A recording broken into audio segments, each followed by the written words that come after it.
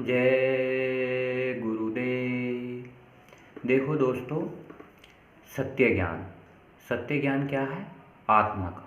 अगर आत्मा को पता चल जाए कि वो कहाँ की रहने वाली है और कहाँ से आई है, तो आत्मा उन्हीं लोगों का कब जाना शुरू कर देगी। पर सत्य ज्ञान बताने वाला होता कौन है? कोई साध, कोई सद्गुरु, कोई गुरु। तो हमें क्या चाहिए? उसका आधार, उसे खोजना। अगर आप खोजोगे तो ज़रूर मिलेगा। ऐसा नहीं है कि आप खोजोगे नहीं, वो मिलेगा नहीं। क्योंकि उस परम पिता परमात्मा की आत्मा सबके अंदर विराजमान है। जो आत्मा खोजती है वो उसे मिलता है, जो आत्मा खोजती नहीं तो उसे वो नहीं मिलता। तो अपने आप को चाहिए आधार। विचार करिए, हमें पूजा किसकी करनी है? हमें पूजा करनी है अपने आप की। अपने आप में कितने जने हैं? कुछ 16 मान लो। जैसे 8 तत्व हैं: काम, क्रोध, लोभ, मोह, अहंकार, रजोगुण, तमोगुण, सतोगुण। और फिर 8 तत्व: भगवान, ब्रह्म, पार ब्रह्म, महाकाल पुरुष, सत्पुरुष, अलख लोक, अगम लोक और अनामि लोक। ये कितने तत्व हैं? 16। ये 16 तत्व इंसान के अंदर ही मौजूद हैं। अगर किसी सद्गुरु की दया लेकर या आशीर्वाद लेकर या शिक्षा लेकर अगर आप इन चीज़ों की खोज करोगे तो ये क्या है? अपने अंदर ही मौजूद है। तो इनकी खोज करने के लिए हमें क्या करना पड़ेगा? प्रयत्न। आप 1 घंटा सुबह और 1 घंटा शाम और 22 घंटे अपने घर परिवार के समाज के लिए कार्य करिए, तो आपको क्या होगा? ऊपर वाले की दया हो जाएगी। ऊपर वाला कहते हैं उस परम पिता परमात्मा जो सभी धर्मों का एक है। तो वो सब धर्मों का एक है, शुरू से अब तक आखिर तक। तो एक प्रार्थना हमारे परम संत बाबा जय गुरुदेव जी महाराज, जो मथुरा के रहने वाले थे, उन्होंने बताई। मैं आपको बताता हूँ। उन्हीं बाबा जी ने 1952 से लेकर 2012 तक बहुत सारा काफ़ी प्रयत्न करा और समाज में अच्छा प्रचार करा, महिमा गुणगान गाई उस परमपिता परमात्मा की। छोड़कर संसार जब तू जाएगा तो कोई न साथी तेरा साथ निभाएगा। यानी कि इस संसार को जब तू छोड़ के जाएगा तो कोई तेरा साथी साथ नहीं निभाएगा। तो साथ कौन निभाएगा? ये परमपिता परमात्मा ने ये मनुष्य शरीर हमें 100 वर्ष के लिए दिया है। अगर आप चाहो तो इसमें अच्छा कर्म कर सकते हो और आप चाहो तो इसमें बुरा कर्म कर सकते हो। ये उस परमपिता परमात्मा ने आपको आज़ादी दी है। वो ये बताया है, ये 84 लाख योनियों में अंतिम योनि मनुष्य शरीर है। इसमें आप अच्छा कर सकते हो। अच्छा इतना कर सकते हो जो आप परमात्मा के घर तक जा सकते हो, जहाँ कुल मालिक बैठा है, सभी आत्माओं का पिता बैठा हुआ है। बुरा आप इतना कर सकते हो कि 84 लाख योनियों में भ्रमण कर सकते हो। अब आपकी मर्जी है कि आप अच्छा कर सकते हो या बुरा कर सकते हो। अगर आप सद्गुरु की संगत में जाते हो, जो महात्मा त्रिकालदर्शी होते हैं, तो आपको सतलोक, अनामि लोक, अलग लोक तक मिल जाएंगे। अगर हम किसी देवी देवताओं की भक्ति करते हैं तो हम देवलोक में चले जाएंगे, पर वहाँ भी जन्म मरण है और चारों लोक में जन्म मरण है। स्थूल लोक में जन्म मरण है, लिंग लोक में, सूक्ष्म लोक में और कारण लोक में। इनमें जन्म मरण है। किसकी आयु 100 वर्ष है, किसकी 1 लाख वर्ष तक है, किसी भी अरब खरब तक है। तो आयु सबकी है। तो हमें क्या चाहिए? छोड़कर संसार जब तू जाएगा कोई न साथी तेरा साथ निभाएगा। तेरा साथी कोई नहीं जो संसार में साथ निभाए। तो हमें किसका भजन करना चाहिए?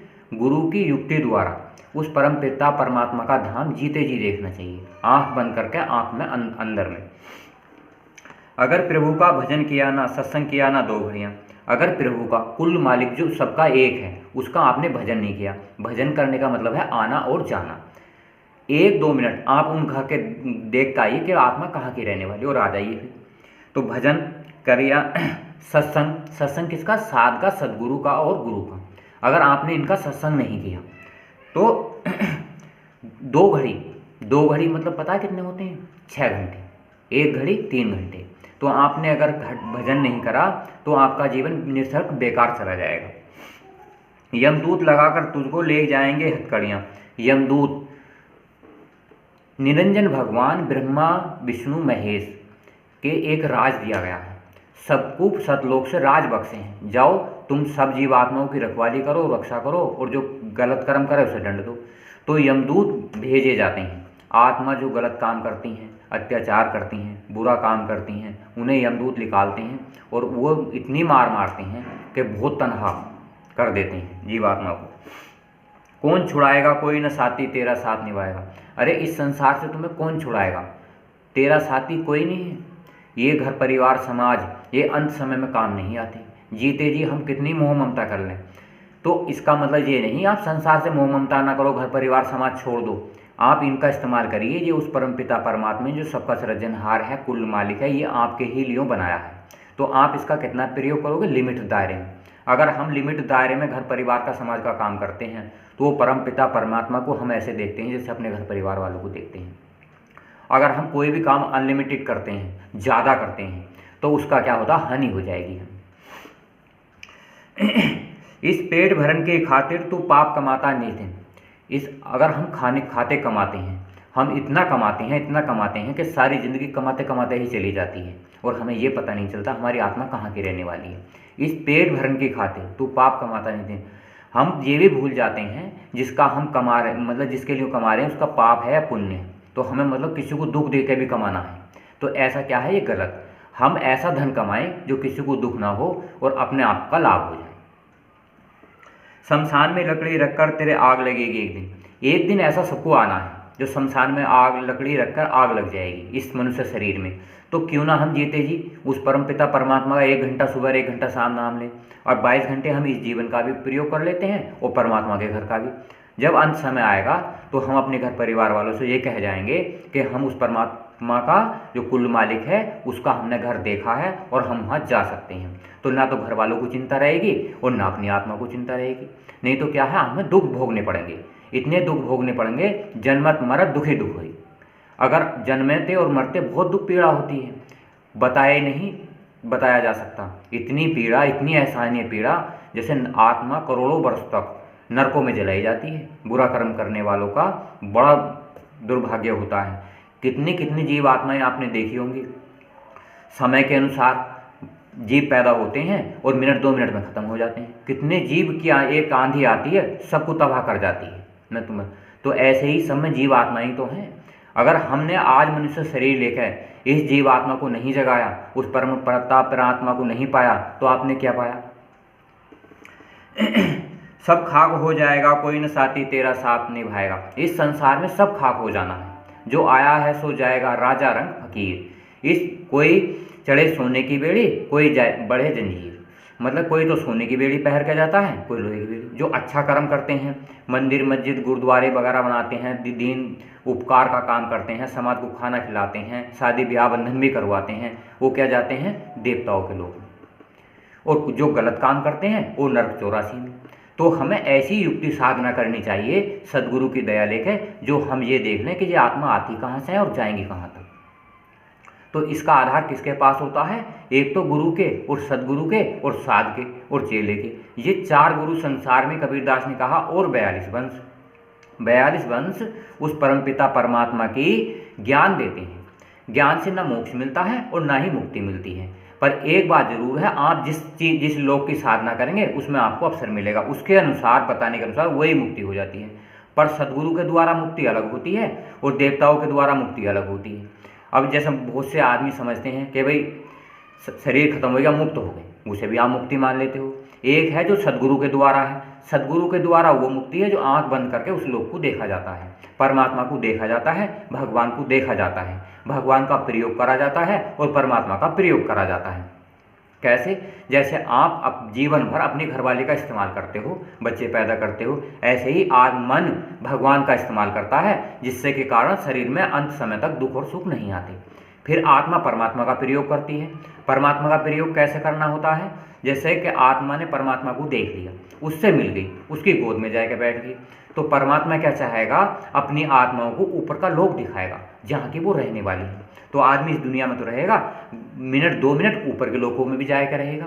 तो आदमी को अंत समय तक कोई चिंता नहीं रहती कि मैं कहाँ जाऊँगा। और फिर जब वो वहाँ जाता है, उस घर जाता है, तो किसी भी जीवात्मा पर अत्याचार नहीं करता, किसी से भरा बुरा नहीं बोलता, अपने घर परिवार वालों को थोड़ा डांटता धमकाता जरूर है, पर वो भी प्यार मोहब्बत से, जिससे कि कंट्रोल और दायरे में रहे।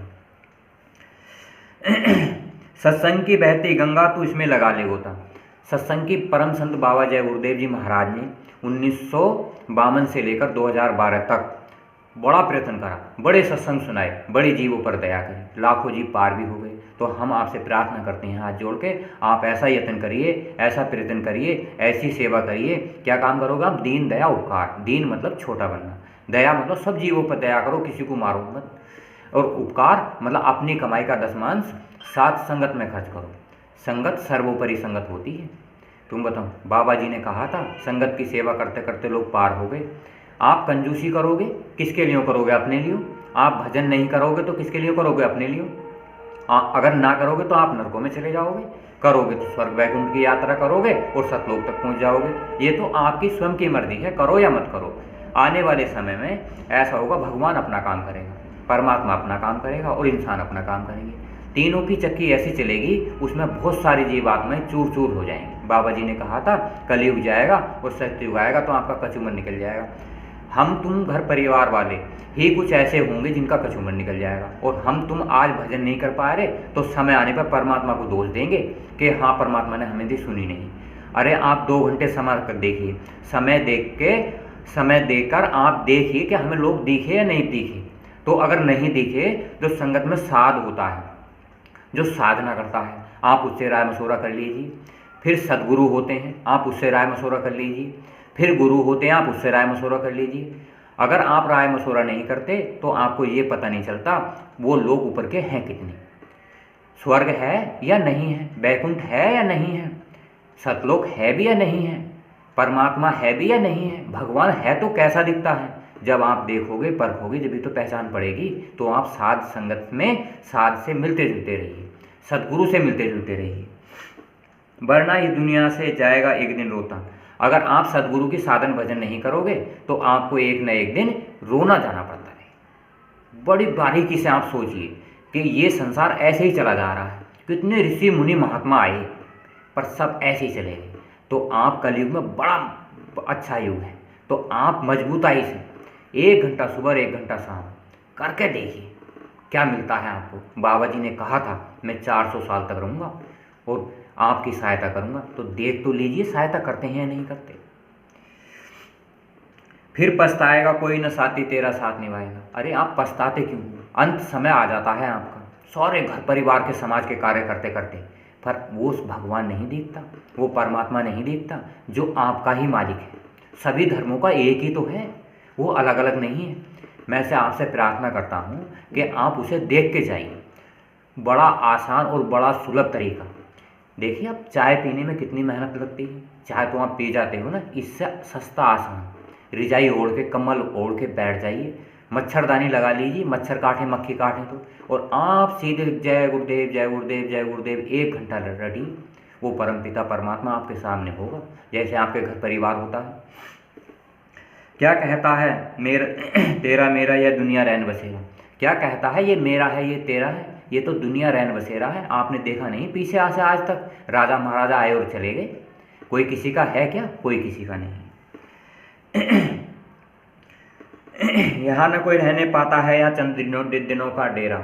यहाँ कोई नहीं रहने पाता है, यहाँ तो चंद दिनों का डेरा है। एक न एक दिन सबको जाना है, तो आपको भी तो जाना है, तो आप 1 घंटा साधन कर लीजिए। हंस उड़ जाएगा कोई न साथी तेरा साथ निभाएगा। ये हंस जो उड़ जाएगा एक दिन, कहाँ चला जाएगा पता नहीं कहाँ जाएगा, पर आपको देख लेना चाहिए कहाँ ये गया है कहाँ नहीं गया है। गुरुदेव चरण में निज दिन तू प्रीत लगा ले बंदे। गुरुदेव के चरण कमल है, कहाँ है? चिताकाश में, अंतर में। आप उन्हें देख लीजिए 1 घंटा सुबह 1 घंटा शाम साधना करके।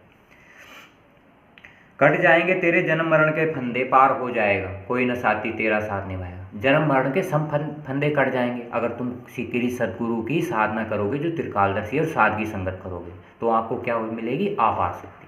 प्रार्थना करो सुबह और शाम, आपको मिलेगी अपार शक्ति। हम हाथ जोड़ के इस वीडियो को यहीं समाप्त करते हैं। लाइक कीजिए, शेयर कीजिए। जय गुरुदेव।